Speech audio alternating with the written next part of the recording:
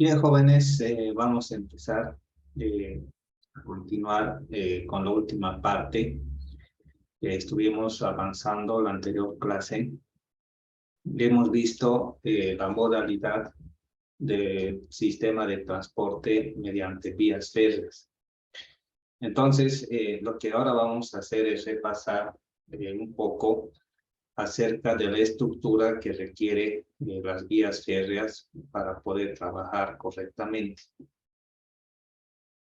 En primer lugar, se necesita un adecuado terreno de fundación. Esto lo que ven acá es el terreno de fundación, que por lo general es el terreno natural, ¿ya? Alguna vez puede pasar de que el terreno natural no es apropiado como para hacer un terreno de fundación o una subplazante, como también se llama. Así que, si fuera el caso, es necesario cambiar. ¿Cómo se hace este trabajo del cambio del terreno de fundación? Por lo general se hace un corte de material de unos 30 a 45 centímetros más o menos. Unos 45 centímetros se saca el material y encima se coloca un material que cumpla los requisitos. ¿Ya? Ustedes en la materia de mecánica de suelos 1 están viendo la clasificación de suelos, ¿sí? El suelo se clasifica por el sistema unificado, por el sistema ASTO. Entonces, cuando clasificamos por el sistema ASTO nos dice qué tipo de suelos pueden ser apropiados para su trazante. Es bueno ser estrictos en esto, porque un objetivo principal de esta estructura o este terraplén que se construye es evitar que ocurra algún tipo de asentamiento. Entonces, no pueden existir asentamientos. Si hubiera un asentamiento, entonces la vía férrea estaría chueca o se desplazaría, lo que podría causar accidentes o problemas, ¿no?, con el tren. Así que el terreno de fundación tiene que ser adecuado. Encima del terreno de fundación está este terraplén que se conoce como el balasto. Ya el balasto está compuesto de material pétreo con arena, con arcilla, y esta mezcla es compactada, ya, hasta formar este terraplén del balasto. El objetivo principal del balasto es absorber los esfuerzos que transmiten las rieles a los durmientes y los durmientes al balasto y distribuirlos uniformemente en el terreno de fundación.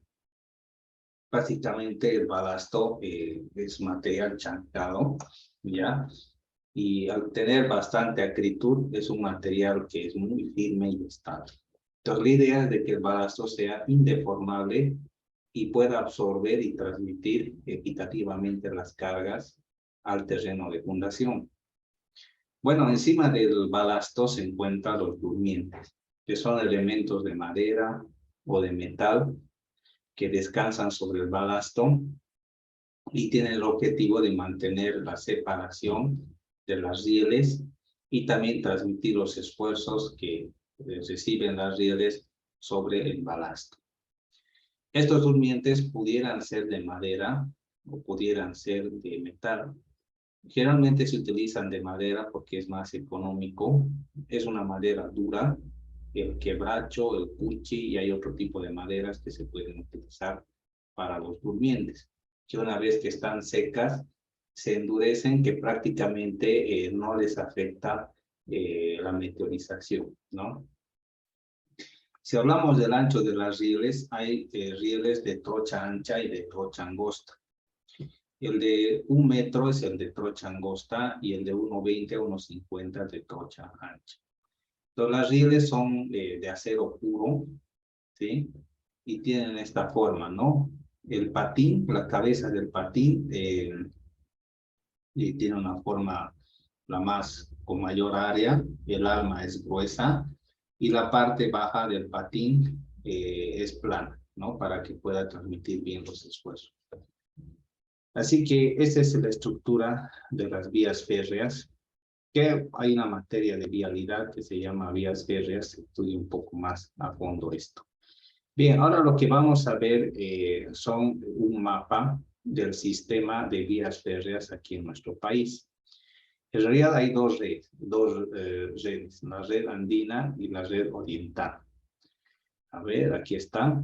Aquí tenemos la red andina que comunica a 5 departamentos: La Paz, Cochabamba, Oruro, Potosí, Sucre, ¿sí? Mientras que la red oriental comunica simplemente a 3: Santa Cruz, Sucre y Tarija, ¿sí? Hablemos un poco acerca de la red andina.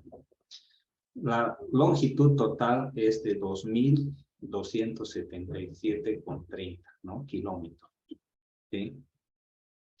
Y esta red está dividida en varios tramos, ¿ya? El tramo más largo es este de Oruro, Cochabamba, Iquile, que parte y está destruido, ¿no? Ya no funciona Cochabamba, Iquile, porque ya las vías han sido ocupadas para el tren metropolitano. Así que hay algunos lugares como la parte de Oruro a Baroa y demás, Oroporo, Uyuni, Tupiza, Villazón, que todavía funcionan, ¿no? Todavía hay circulación ferroviaria, ¿no? Por esos lados. Así que esta red se encarga de comunicar y ofrecer el servicio de transporte a estos 5 departamentos. ¿Qué es lo que generalmente transportan? Transportan minerales, ¿sí? A veces transportan algunos cereales, pero por lo general estos departamentos son zonas de minerales y eso es lo que se transporta, ¿no? Los minerales. Entonces, es beneficioso el transporte por vía férrea porque hace posible que se pueda transportar una gran cantidad de material a bajo costo, ¿no? A ver, ¿alguien quería decir algo? Marco. Sí, hay compañeros que quieren entrar, dice otra vez. A la sala, pero no está cerrada la sala. A ver. Eh, Creo que tiene baja señal, algo por ahí me dijo, no, no me deja entrar, dice él. Mm, qué extraño. Ahí voy a volver a mandar el enlace.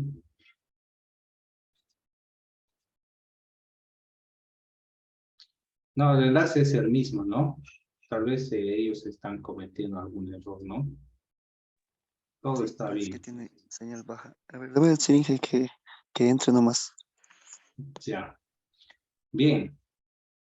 Entonces, eso con respecto a las redes, ¿no? A la red andina, que su principal objetivo es la distribución de los minerales, ¿no? Y también en parte hacen el servicio de trasladar pasajero, pero por lo general es carga. Y claro, una ventaja de todo eso es de que los minerales son pesados y el tren es una buena forma de transportar en cantidad y eso reduce los costos en cuanto al procesamiento del mineral, ¿no? Y también su comercialización. También esta red comunica a Bolivia internacionalmente. Por ejemplo, La Paz, aquí en Charaña, con Chile, también Puerto Huaqui, aquí en Avaroa con Chile y Villazón con Argentina.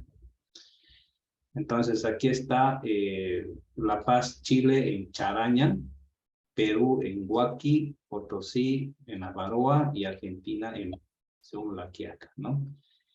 Entonces son estaciones internacionales que el tren permite llevar, incluso puede llevar materia prima y vender, ¿no? En estos lugares para su procesamiento, ¿no? De estos minerales. Bien, entonces los minerales es lo que más se transporta, también se suele transportar soya y también trigo, ¿no? Se importa también trigo para el consumo. Bien. La red andina, bueno, tiene muy poco, pero veamos la red oriental, ¿no? La red oriental es un poco más pequeña, alcanza los 1414,10 kilómetros y bueno, comunica también internacionalmente con Argentina, ¿ya? Y también Brasil. Está Santa Cruz, Arroyo Concepción, Santa Cruz Pocitos, Santa Cruz Yapacaní y Boyube Pueblo, ¿no? Vamos a ver acá en el mapa. Aquí está. Ahí está la red oriental. Yacuiba con Argentina, Puerto Suárez con Brasil.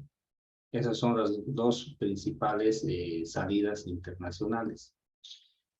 Por lo general, el mayor uso que tiene esta red oriental es el transporte de soya, ¿ya? Y otro tipo de granos que se producen en el oriente. Y también transportan hidrocarburos como petróleo, ¿ya? Y otros componentes para su comercialización, ¿no? Aunque ahora ya se utiliza la tubería, ya no tanto la vía férrea, pero el objetivo principal de estos trenes ha sido la comercialización de productos y el transporte de mercancías. No tanto así orientado al transporte de pasajeros, aunque sí se ha utilizado, pero no ha sido el principal objetivo, ¿no? Bien, vamos a ir viendo más adelante de la red oriental. Ahí está la soya, sus derivados, petróleo crudo, ¿sí? Fierro para la construcción, trigo, diésel, acero, papeles, cartones y otro tipo de cosas, ¿no? Y tiene una cantidad completa de accesorios que pueden servir para todo este trabajo. Hablemos de otra modalidad que se refiere al transporte fluvial, ¿no? Al transporte por río, por barcas. Esto es bastante utilizado más que todo en la parte oriental, ¿no? Hay bastantes ríos en temporada de lluvias y demás que pueden servir como caminos para poder transportar y distribuir productos y mercancías a personas que viven en lugares alejados. Por ejemplo, hay lugares como Guayaramerín, y hay lugares como Puerto Siles, Santana del Yacuma, eh, eh, Puerto Rico y demás, donde necesitan de víveres y de otro tipo de cosas. Así que los ríos son principales fuentes donde pueden transportar los comerciantes mercadería que puede ser comercializada y distribuida en estos lugares. Transportan cemento, refrescos, todo tipo de cosas, ¿no? Que sean comerciales, ¿no? Así que es bastante utilizado, ¿no? El transporte fluvial en los ríos, en los lagos, incluso por el Titicaca se puede transportar internacionalmente hacia Perú, en Puerto Huaqui y demás, ¿no? Bien, vamos a ir más adelante. Es bueno saber distinguir los tipos de cuencas, ¿no? Hay las cuencas, las que se llaman las endorreicas, cuando varios ríos o varias cuencas aportan a un mismo lago. O sea que todo entra a un solo lugar y no sale, ¿no? Eso se llama una cuenca endorreica. Pero también hay las cuencas exorreicas, es decir, que varias cuencas o varios ríos aportan a otro río que va a otra dirección, es decir, que sale afuera y va al mar o a un río mucho más grande. Esas son las cuencas exorreicas, las que salen, y las endorreicas es las que se quedan adentro, ¿no? Las que van ingresando agua a un cuerpo de agua. Bien, entonces hay tres tipos de cuencas importantes acá en Bolivia, ¿no? No es que solo es en Bolivia, sino que abarca también varios países de Sudamérica. La cuenca más grande es del Amazonas, ¿no? Abarca Perú, Bolivia, Ecuador, Colombia y otros países cercanos. Y todos alimentan al río Amazonas. Entonces eso se llama una cuenca exorreica, donde todas las cuencas medianas y las pequeñas y ríos aportan al Amazonas y eso va dirigido al mar. Ahora, entre las cuencas más importantes que tiene la cuenca grande, que es la del Amazonas, está la del Acre, el Apuná, el Beni, el Mamoré y el Itenes. Pero hay otras cuencas más pequeñas que alimentan o forman parte de estas cuencas, como el Manú, el Madera, para el Apuná. En el Beni está el Orto, Madre de Dios, Maridi, Tuichi, Cacá, Bopi, Yapa, Quiquibey y Colorado. Y así podemos ver que hay otro tipo de cuencas más pequeñas que van aportando todas a una cuenca más grande y al final forman parte de la cuenca del Amazonas.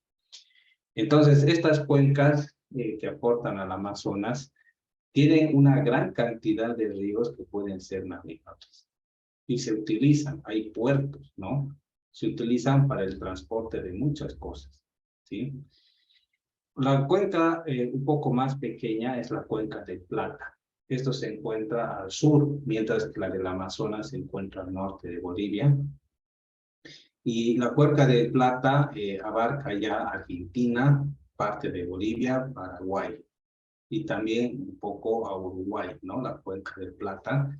Y es una cuenca exorreica porque todas estas cuencas aportan al río Paraná y el río Paraná ya desemboca en el océano, ¿ya?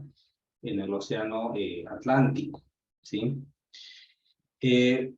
Las principales cuencas del Plata están el Pilcomayo, Bermejo, Ríos Muertos del Chaco y el Alto Paraguay, ¿ya? Son las principales cuencas. Y algunas cuencas más pequeñas están la del Bermejo, Tarija, Pilcomayo, Pililla, Tumurla y podemos encontrar varias más, ¿no? Como la Bahía Cáceres y demás, ¿no? Y finalmente está la cuenca más pequeña que está al oeste, que es la cuenca del Altiplano, ¿no? Está formado por lagos y salares. Esos ya son cuencas endorreicas, o sea que varios ríos y sistemas de canales aportan al Titicaca, al Popó, al Salar de Uyuni, Salar de Coipasa y otros salares pequeños. Entonces ahí están principales cuencas pequeñitas como del Titicaca, el Desaguadero, Caracollo, Márquez, Río Grande de Lipes, Pucamayo, Lauca y Barras, ¿no? Y hay otros más, ¿no? Pero esas son algunas de las cuencas más pequeñas, ¿no? El Desaguadero, por ejemplo, es navegable, ¿no? Bien. Entonces vamos a ver los principales ríos que son navegables, ¿no?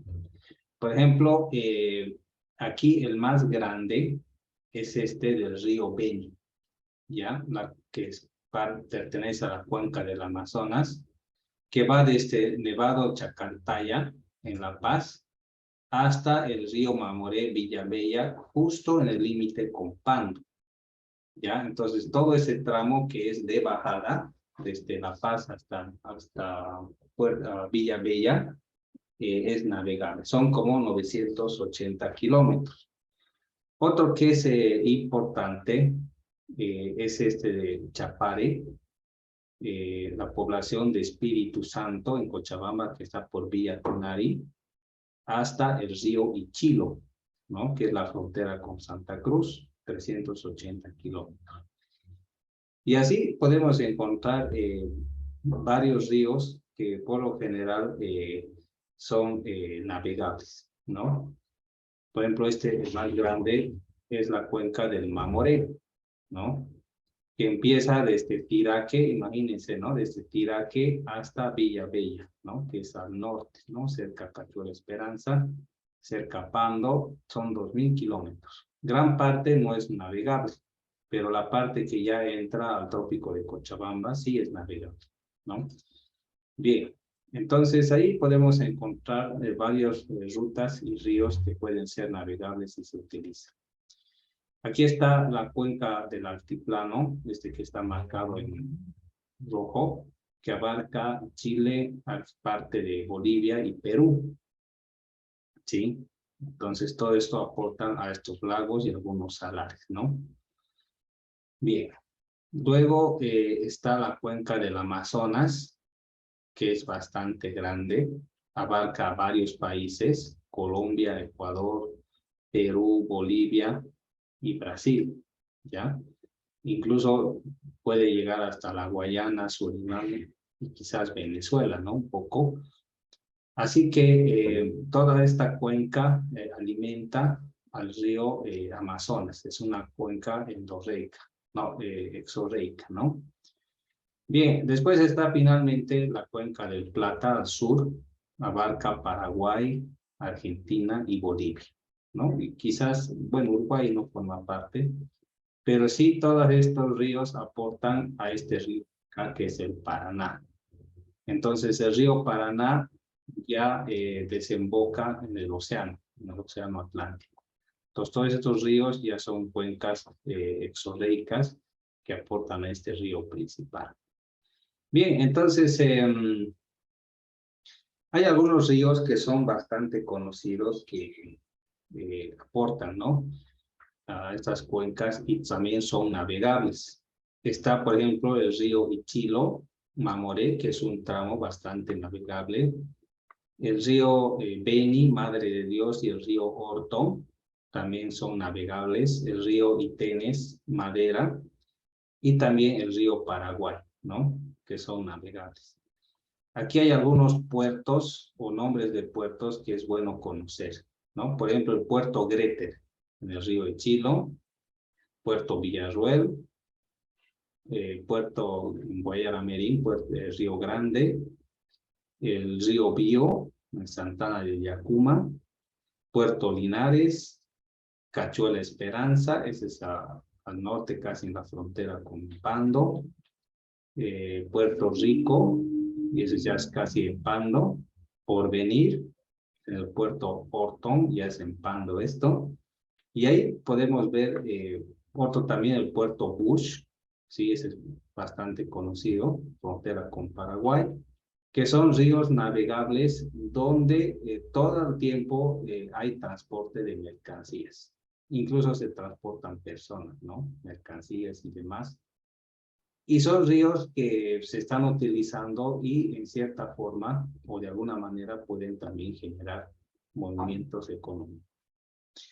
Aquí tenemos un plano hídrico de todo lo que es los ríos que se encuentran en el territorio nacional, ¿no?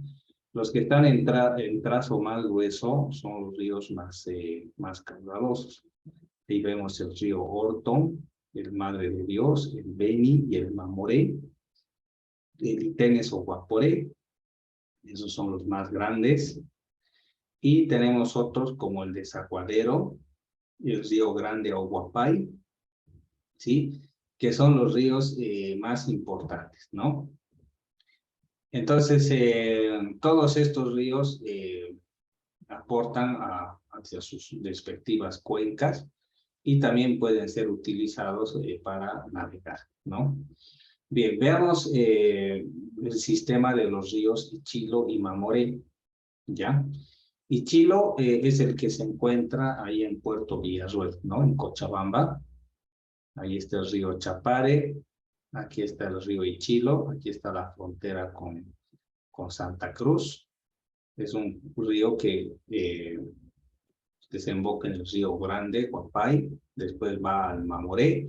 Antes lo que se hacía era del Beni, mediante este río y el río Ichilo, se solía transportar tronca, ya se cortaban troncas y por el río empezaban a navegar las troncas, ¿no? Con barcas. Aquí en el río Ichilo, en Puerto Villarruel, hay también estaciones de petróleo donde transportan el crudo, o algunos derivados a otros lugares que se necesitan. El río es de bajada en este sentido. Entonces, todo lo que va en este sentido puede ser transportado, ¿no? Bien. Veamos. Ahí está algunos puertos y la cantidad, ¿no?, de toneladas que se pueden transportar o se han transportado en esos años. Y una ventaja, al igual que en el caso de las vías férreas, es que por agua se puede transportar una gran cantidad de carga a bajo costo. Claro, la única desventaja sería de que es bastante lento, ¿ya? Es bastante lento y puede ser inseguro, porque dependiendo también de las condiciones del río y otras características, pueden ocurrir vuelcos, inundaciones, y se han perdido cosas y demás, ¿no? Debido a que las barcazas se han volteado, se han hundido, ha pasado, ¿no? Entonces, tiene sus ventajas, pero la ventaja más grande es de que se puede transportar bastante carga a bajo costo. Es una buena alternativa, ¿no? Bien, los sistemas de los ríos Beni y Madre de Dios y Orto, ¿ya? Ahí está el río Beni, que es el principal, el Madidi, el Madre de Dios y el río Orto. Todos desembocan más allá al río Madera, ¿ya? Entonces, esas son las principales vías donde se puede desembocar y navegar, ¿no? Más adelante vemos el sistema de estos ríos. Ahí está el río Madera, el Orto, Madre de Dios. Y este es un río que va directamente al Amazonas, ¿no? Bien, ahí está el sistema del río Itenes y Madera. Itenes, río Mamoré. Este río Itenes es el limítrofe, también es navegable. Ahí está el puerto Pinazón, Puerto Alegre y otro tipo de puertos, ¿no? Guayaramerín incluso está, ya al frente está Guajamerín, ¿no? La provincia ya brasilera. Después tenemos el sistema del río Paraguay, la hidrovía Paraguay-Paraná, que es el río más importante. Y de esa forma, todos estos ríos de alguna forma sirven para poder comercializar. Ahí está el tripartito, Bolivia, Paraguay y Brasil, donde están las cataratas. Todos estos ríos son bastante navegables, ¿no? Entonces hay muchos más detalles, ¿no? Ahí habla del transporte por el lago Titicaca, el puerto Huaki, ¿sí? La Paz con Perú, ¿sí? Y todo eso puede servir para poder transportar, ¿no? Y comercializar. Entonces, cuando todas estas vías, todas estas alternativas de transporte son correctamente utilizadas, siempre se va a generar y va a generar movimiento económico. Entonces, para poder utilizar adecuadamente las vías fluviales, es importante que, bueno, los ríos tengan mantenimiento en las partes de los puertos, crear puertos y también mantenerlos, ¿sí? Mantenerlos a fin de que estos puedan servir como vías de comunicación entre otras poblaciones y que pueda haber el comercio. Entonces, lo que genera comercio genera economía. Entonces, algo que se parecen, el transporte por vías férreas y el transporte acuático, es que podemos transportar una gran cantidad de cosas a bajo costo, tanto en vías férreas como por agua. El problema de la vía férrea es de que necesita una mayor cantidad de infraestructura. ¿Ya? La vía férrea necesita puentes, necesita túneles y otro tipo de cosas como la extensión férrea y demás, que son costosos. Hacer una instalación o una construcción de una vía férrea es costoso. Los mismos materiales son costosos. Así que, mientras que en el transporte acuático no hace falta mucho, solo tener la embarcación, el puerto o los puertos adecuados y se puede trasladar tranquilamente toda la